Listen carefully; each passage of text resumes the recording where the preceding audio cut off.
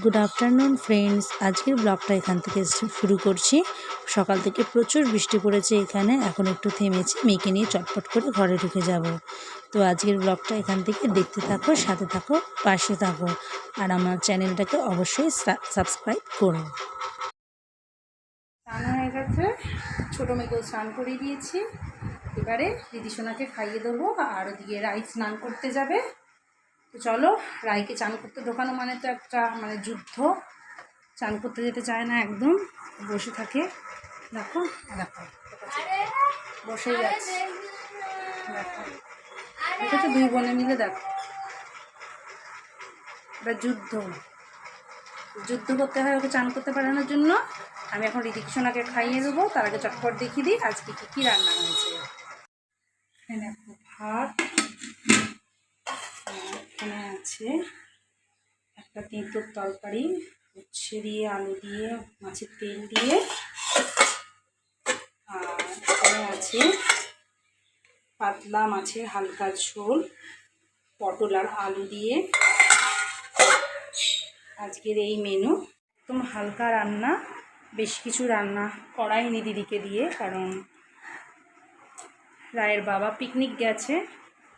আর আমাদের মাছের ঝোল, ভাত আর একটা তরকারি হলেই হয়ে যায়, অত বেশি কিছু লাগে না। তাই আর কিছু তেমন করাইনি, ডাল ফাল কিচ্ছু করাইনি। তো চলো, আমি এখন মেয়েকে খাবারটা খাইয়ে নিই চট করে, নাহলে অনেক দেরি হয়ে যাবে, অনেক বেলা হয়ে যাবে।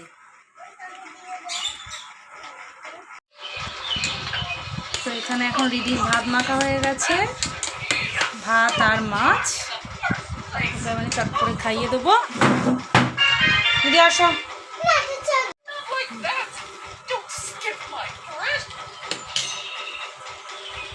তাই একটু মনে জলের বোতলটা দে তো।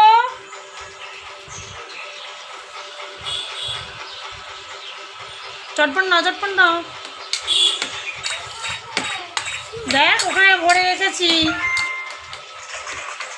ভরা না থাকলে যদি একটু কম থাকে আর একটু দে।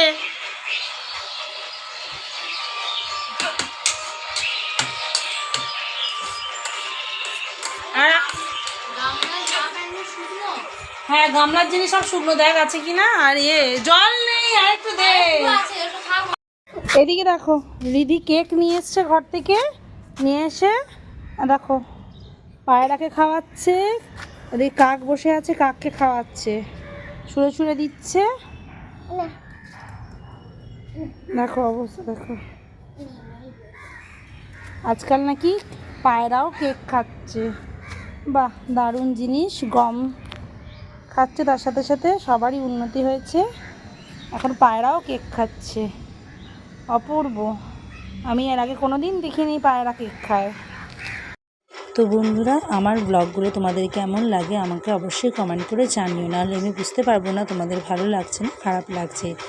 আর আমার ডেলি ব্লগগুলো তোমাদের ভালো লাগলে অবশ্যই আমার চ্যানেলটাকে সাবস্ক্রাইব করো, চ্যানেলকে গ্রো করতে আরও তোমরা সাহায্য করো। তো আমার আজকের ব্লগটা এখানে শেষ করছি। সকলকে গুড নাইট, সুস্থ থেকো, ভালো থেকো।